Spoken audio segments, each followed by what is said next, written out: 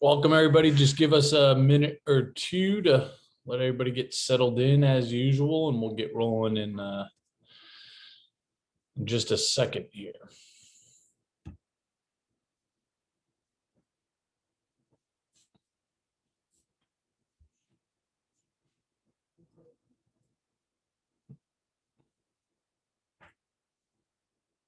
Bill and I are in the same place today, so which is nice. So it's good to be under the same roof. I think it's the first time in a year that we've done together or doing these office hours. So that's a welcome change. We're actually we're on the Irish Riviera, which is just south of Boston here in Massachusetts. We have a team retreat this week for College Aid Pro, which is the technology that you guys are all very much aware of. So to that end, we're going to get to any and all questions that you all have for today, and any of the appeals or case study stuff that you might be going through right now. But we won't use the full hour if we don't need it. So just want to set the stage there and hopefully encourage any and all questions right out of the chute here. If we have questions that are going to bring us right up to the hour, certainly we will use all of it. But if we don't, we'll dismiss class early today. So with that, please put any questions in the Q&A. As always, just for those of you that are new, please put the questions in Q&A as opposed to the chat. That way everybody sees it.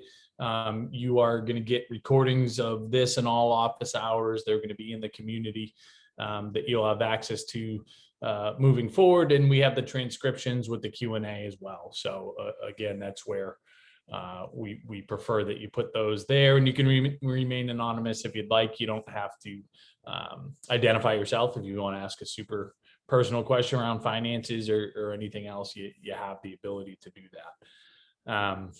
So again, any questions, happy to help. Okay, you want to do that? So it looks like no questions so far. I think Bill's gonna take a minute and just kind of give you another reminder on this how to pay part of the of College Aid Pro, because we're almost at that time where most of us have made a decision. Here's where we're going. Here's what it's going to cost, and now what? So that kind of brings us to this conversation where we're going to spend a lot of time in the coming weeks talking about, for those of you that are going to need to borrow, the best practices there. But this is kind of a good placeholder here, so I'll mute myself and let Bill take over.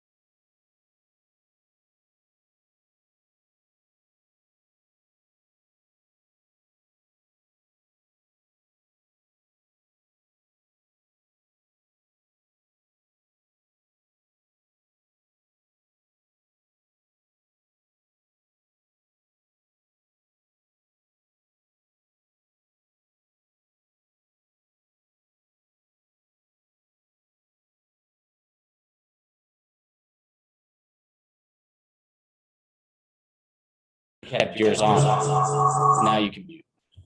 Sorry about that. You missed my whole spiel, but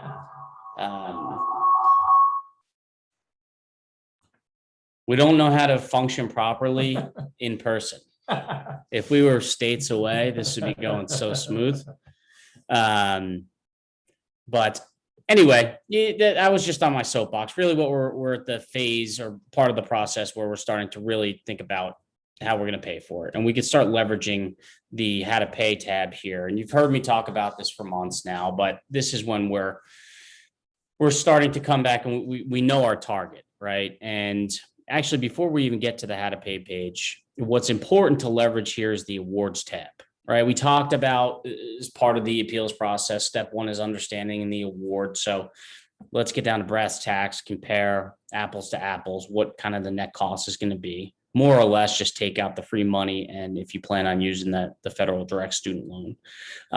And what's important about putting the award information on this page, not only does it allow you to kind of quickly compare those net costs for the first year, but all of this information gets pushed over to the how to pay page. And we can go from working with projected information to working with actual numbers, right? So as we approach the finish line, we want to get as granular as possible.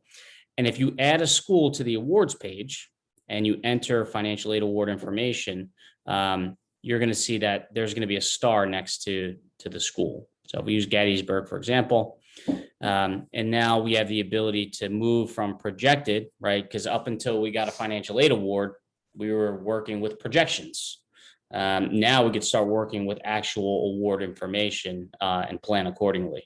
So we can hop over to the awards, and we'll start top down, because I think what's most important as sort of a quick takeaway, there's a lot going on here, is what's the total loans that are potentially going to be needed to make Gettysburg happen, and does that translate into a sound financial decision, and what does that look like for the next 10, possibly 25 years of the parent or student's life. So in this example, there's a funding gap or total loans potentially of $42,000.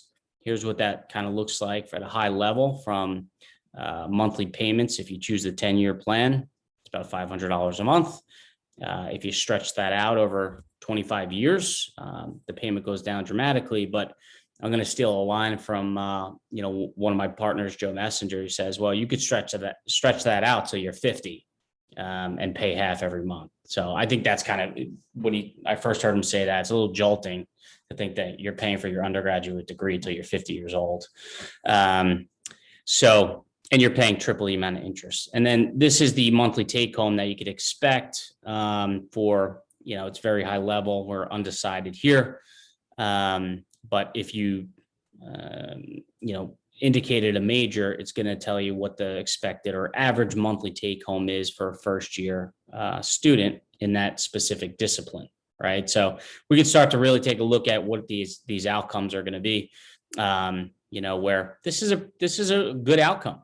Even at $500 a month, the initial take home is $32.75. This is a good situation. The way I describe it is the grand slam is the college that you landed on is fully funded, which means no borrowing is required. The one run home run is all that has to be borrowed is the $27,000 in the federal direct student loan. That's still a home run situation. That's debt that's only in the student's name, and it's 27 grand for an undergraduate degree. And then, beyond that, the next best thing is trying to limit the total undergraduate loans to whatever the starting salary is in the discipline that your son or daughter is going into. So that's not a hard and fast rule, but it's a good barometer to say, okay, well, is this, should we be taking pause here? Is this a responsible amount of undergrad debt to take on? And that's kind of the barometer that we kind of measure. Now, it doesn't mean that if you have to borrow more to go to a college that exceeds whatever the first year starting salary is. It doesn't mean completely rule that out. It's just, you may want to take a pause and see if this really makes sense. And there are certain situations you could justify that, right? But, God love them. My whole family is teacher, or they're teachers and guidance counselors. if you're taking on $100,000 to $150,000 in undergraduate debt and you're going to go into education, you're going to be carrying around, a heavy debt load and a burden for quite a while. So, not to say to tell you what to do, but that's when you want to kind of put the caution flag up. So, a lot going on this page, but before we expand, the easiest way to understand this is kind of go into the totals, right? We can kind of drill down into what it means, but the total net cost, this total investment at Gettysburg in this situation is going to be $158,000, right? And how we arrive there is, we have the first year award information that was put on, and then that translates throughout the course of the 4 years. Okay. And we, based on the exercise that we did with the college pre-approval, we realized that, okay, what we actually can afford for this investment is $116,000. When we take a look at that breakdown, what our system does, you heard me say it before, but it by default, it equally breaks it down over the course of the 4 years. That's not necessarily, the most efficient way to deploy these assets. It's just to get you out of the box, get you close, but it doesn't get you really streamlined. That's where, when we start to really talk in the next couple of weeks about when we get the bills, paying the bills and borrowing, we're going to go over those strategies on, what the most efficient way to deploy your resources are. But this gives you an idea of the breakdown, and you could go through the exercise now, starting to kind of play with this, where, a concept that we coach is, what we like to do is limit or push off borrowing for as long as we can. So if that means we could push off borrowing for a year, that's a sound exercise. So that might mean of the $52,000 that we have in a 529, we might want to front load that to year one, right? To start to drill down the funding gap. So there's different exercises that you could go through there to start to really play with this. Now, just looking at how this is laid out here, we have a funding gap after using $31,000 of our resources compared to the net cost. There's still a gap of $5,000. If borrowing is anywhere on the radar, we want to start by maximizing the federal student loan. So we'll go ahead and say we're going to use that. And if we're going to use it in year one, we're likely going to use it each year because it's a use or lose it program. So we're going to use that. If we minimize that, okay, that gets us to where we need to go. We know how we're paying for year one down to the dollar. And really, we can start to see how we're paying each year down to the dollar. Now, let's say, for example, maybe this was the case. Maybe the parents outside of the 529, there's no other assets that they can pledge from checking, savings, non-retirement assets. Okay. So that changes things from a planning perspective. You could see in year one, we have a much bigger gap now, right? So how do we kind of fill that gap? Well, we said we're going to use the federal direct student loan at $5,500, right? We're going to start there, but that we're still about $10,000 apart. So there's two things we could do here when we have a remaining funding gap. We either borrow or we revisit the assets that we can pledge. Okay, so can we come up with $10,000 from non-529 monies? If that's not the case, okay, this is when we might say we'll take that other 529 money, we'll front load that. So we'll push off borrowing, or we'll limit that borrowing to just that federal student loan. And there we go. We got a surplus, and we know that bill is paid. So really, there's a lot of power and on this page, and starting to, understand the different ways to kind of put this puzzle piece together. One of the biggest, I think I call it a crime, is that if you call the financial aid office up and say, hey, listen, we got a $20,000 gap here. Like, how are we supposed to do this? Their immediate response is, God bless you. Thank you. Go take a Parent Plus loan. Okay. Not only is that bad, irresponsible advice to just point you there, because if you're going to borrow, you should be shopping around for the best borrowing options. Okay. The Parent Plus loan may very well be your best option, but I think it's irresponsible to just point people in one direction, not shop around, because there are other options out there that could be better for you. We're going to go over that in detail once this year's rates and terms are disclosed, which hopefully is the end of May. So their immediate thing is, just go borrow. What we're saying is take this time now, where next school year's student loan rates and terms won't be kind of open and disclosed until the end of May. If we're lucky, we have this little period of time to go through some exercises internally with your spouse, things like that, to really take a look at, can we limit this borrowing, right? Can we limit it? Can we push it off for a year? Can we squeeze out more from cash flow? Maybe you went through the college pre-approval exercise a few months ago. Now we're kind of at the finish line. Maybe we can squeeze out $200 more a month towards our pre-approval and our resources. Or, maybe we can up it. We could do another 5,000 from our checking savings accounts or our brokerage accounts or not retirement funds. But, so this is a really good time to start this exercise, because really you don't want to make any borrowing decisions until we get all the information and the rates and such. So a little bit of a lull, but you could use it to really kind of examine there. So that's all I have for the how to pay page. Curious if there's any questions or what the experience has been working with this page, if anybody felt like sharing that.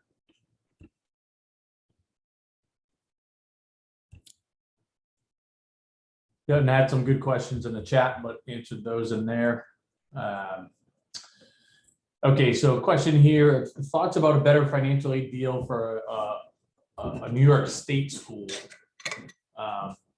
as opposed to Sarah Lawrence that came up with $30K in merit aid. So if I'm understanding the question correctly, I'm assuming that the state school currently, Binghamton, would be more affordable than Sarah Lawrence, even with the $30,000 discount that Sarah Lawrence has offered to date. Please let me know if I said that the correct way. Now, the nature of this conversation is, number one, Sarah Lawrence tends to be one of these schools that if you ask, they will come back with something. But the nature of the ask around this should be framed this way. We understand that Binghamton is a state university and Sarah Lawrence, is a private school, and the pricing structure is completely different, and we wouldn't expect Sarah Lawrence to be as competitive from a price point as a state school in SUNY Binghamton. Okay. But if there's a gap, we want to articulate what that is. And the ask is at least get us closer there. We're willing to pay a premium to go to a prestigious private college, but if we can't at least get closer, we're not going to have a choice. That should be the nature of the conversation. Now, it looks like here that Binghamton might actually be more expensive. So this is one of these cases that we see more frequently than I think the general public would expect, and that is the $80,000 college ends up being more affordable than the $25,000 college. Right? We see this again more than one might expect, and it looks like that's the scenario here. So the question is, how can I go back to Binghamton and try to get more money? You can, but the expectation has to be you're not going to. Okay, this is one of the state flagship universities. State public schools in general, they are very black and white, formula driven, and whatever the inputs are going to put out the same output for everybody. Okay, so again, just very formulaic. And whatever the numbers say, for better or for worse, that's what you get, take it or leave it. Again, especially at these state flagship universities that are not hurting for demand. And Binghamton fits into that category. So it doesn't mean that you shouldn't push back at Binghamton. You should, and you should say, hey, this $80,000 school is going to be even more affordable for me. They're going to say, then go there. That's the realistic expectation that I would have. No harm in the ask, but that again should be the mindset, unfortunately.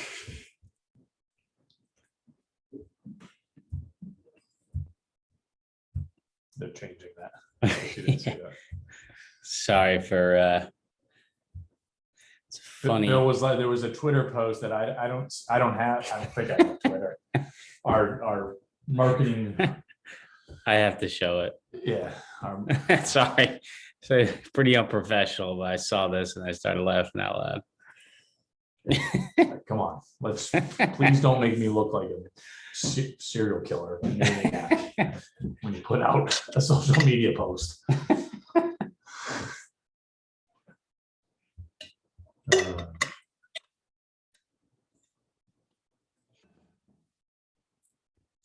So question from Susan, does on the how to pay page, if you have a surplus, does it roll that asset into the next year? No, it doesn't do that. So it's a bit manual, but more or less kind of by design.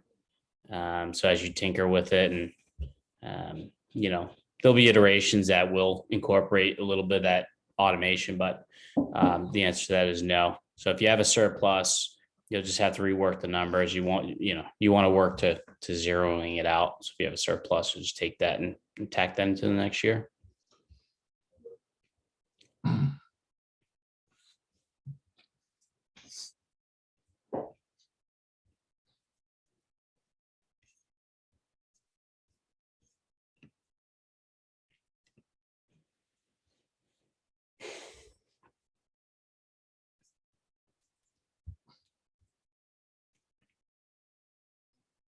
So we got a question here. When running our reports, is there a way to only print out the schools we were accepted to, or even just the schools? I kind of nixed that, but so what I would say to that is, yes, there's a way to do that, and it's by leveraging the awards page. So if you've been accepted to a school, that means you've gotten a financial aid award, right? For better or for worse. Your financial aid award very, very well may be just the federal student loan, okay? Or if for some reason you chose not to even go through financial aid, I think that's totally fine as well, because the awards page will at least allow you to compare apples to apples with what those costs are. And then when you go to your report section, you can just get a PDF or review the awards, right? Because with the first year report, really what that does is, yeah, it has every school, but we're working with projections on that front. Once we've been accepted to a school, we got a financial aid award. Well, projections don't matter, relatively speaking. And if you didn't get accepted to a school, well, we're not concerned with them. So the answer is yes, you'll have to leverage the awards page and then the awards report. And you can, if you have a bunch in there, you can delete whatever you don't want to see on the report. Just focus on the school that you're going to, or 2 or 3 that might be in consideration. Yep, that is true. You could create a separate scenario and just back out. You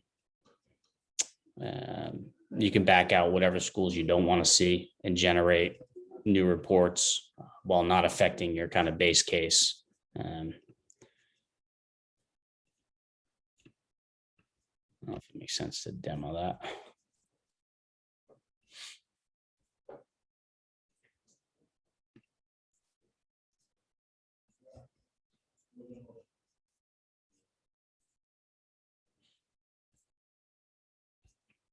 Yeah, maybe I'll just demo that while we're waiting. So I'll kind of run through quickly, creating new scenarios. So another way to generate different kind of reports. So you'll see here, this is our base case.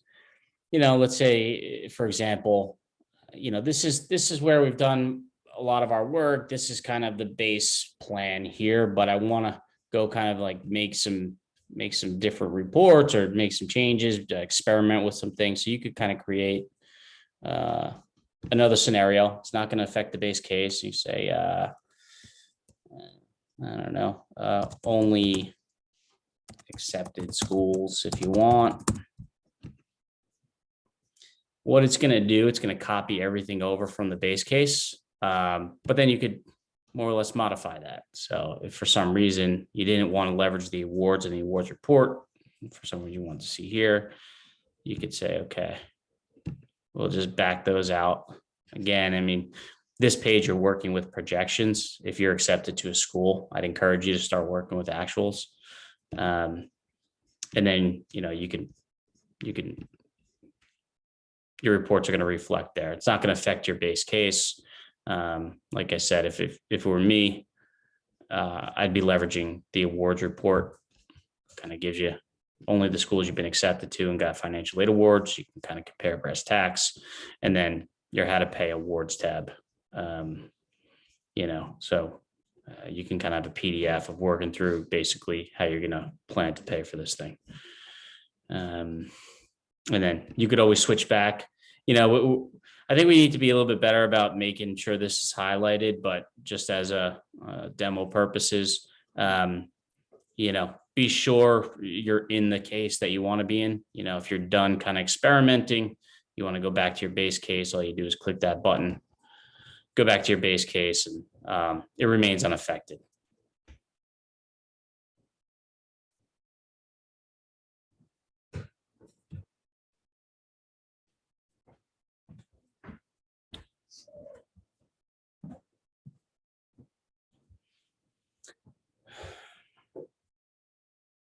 All right. Well, I think maybe we'll give it till 12:30. Yep. Just for today's purposes. We'll sit tight, and again, if there's more questions, we're happy to answer them, but if not, we'll dismiss class a little bit earlier than normal today. So we'll sit tight for 2 minutes and follow your leads.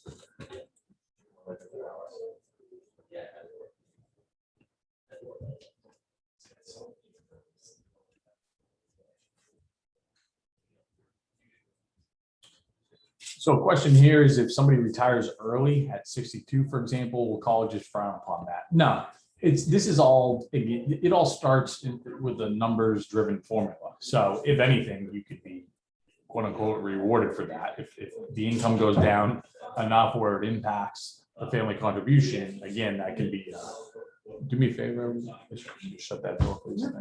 If the income goes down enough, again, that could ultimately lead to getting more consideration, but it's certainly not something that's going to be held. And no, they won't say you shouldn't have retired. They won't say that. Again, it's a numbers driven game. That's not to say you're definitely going to get more money, but you're certainly not going to be punished for it. They're not going to say your income went down because you retired and we're going to make you pay more now. That's not a fee. That's not a possibility.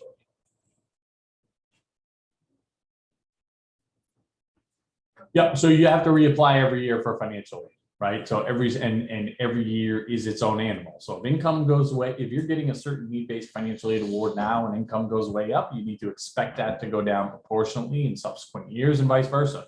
If there is a job loss, if there is a retirement, et cetera, and income goes down moving forward, again, depending on the school's particular formula, there's a reasonable expectation that their need-based financial aid package would go up proportionally. And from a higher level, if income, assets, et cetera, stays about the same from one year to the next, it's a reasonable expectation that the need-based financial aid award will stay about the same from 1 year to the next.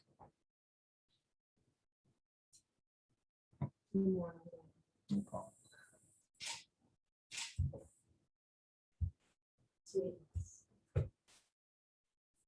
Good questions, though. Thank you.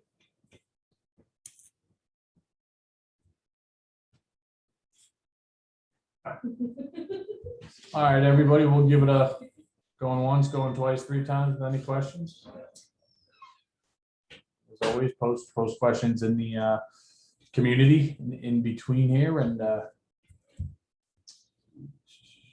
yeah. So does merit-based stay the same each year, so long as there's a minimum GPA requirement that is met? It's going to be outlined in the financial aid offers in most cases. Most cases, so long as, again, you hit that GPA, you can anticipate that that merit-based award will be there for all 4 years.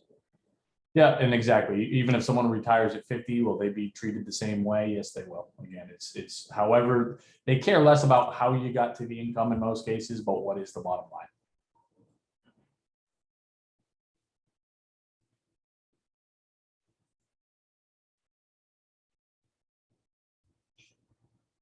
All right, all looks like we got to all the update on the FAFSA petition. Thank you for asking. Let me go ahead and throw that in the chat box now. No update. We are still in the process of gathering signatures, but and just as a reminder, some FAFSA changes that are coming are not favorable for those sending kids to college. So the link that I just put in the chat box is what you can sign and share, and please do, because it's going to serve you. We're almost at 6,000 signatures. Yeah, we're at about 6,000 signatures. We're making some headway, and we're starting to get a little bit of press. I had an interview with the New York Times yesterday that's supposed to get published, I think, tomorrow or something like that, or in the next couple of days. It didn't concern the petition in particular, but I made the direct ask of the reporter to put it in there. She made a verbal, not commitment, but she verbally agreed to say, hey, this, because I explained to her what's going on. She said, this is a really compelling story. I want to do a follow-up. Let's connect in a couple of weeks, hopefully geared towards some of these FAFSA changes in particular, and kind of the negative impact that it's going to have. So hopefully that's the case. So pitch the LA Times as well. Hey, listen, we're trying to get our message out there anyone we can. If you got if you have California people, if you have the ability to set that meeting up, let us know for sure. I'll be there. I'll take it. I will show up. So yeah, I mean, again, we're trying to do this, at the organic grassroots level with you all. And then again, to the extent that we can, at the higher levels too, but the New York Times doesn't call every day. Hopefully that'll get us some momentum and get some notoriety. And, our intention is to make an impact here. So we are doing everything we can to do that.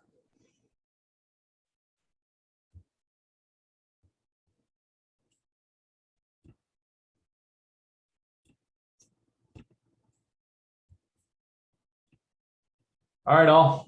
We will, like I said, we will be in the community as always, and please sign and share our petition, and do what you can to help yourselves out and everybody else that's your peers and those coming after you, and we'll solve this thing together.